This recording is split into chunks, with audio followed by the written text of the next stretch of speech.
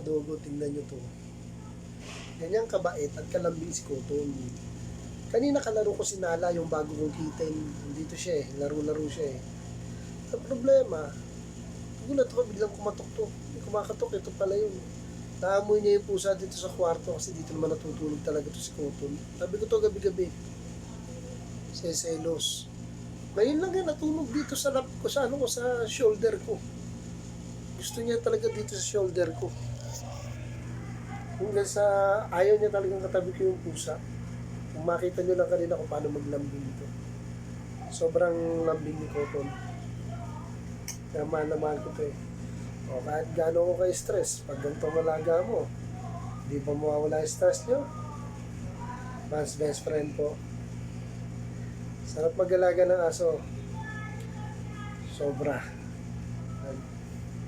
Parto niya kasi ito eh. Pero hindi naman niya inaaway si Nana. Kaya lang si Celos talaga siya. Kanina ko lang nakita ni Celos. Ayaw niyang dito natutulog yung pusa. Sobrang bait ni Cotton. Kaya paborito ko tong aso to. Katabi ko yan. O dito muna mga kadugit. Magnanap muna kami nitong si Cotton. Makapahinga muna kami saglit.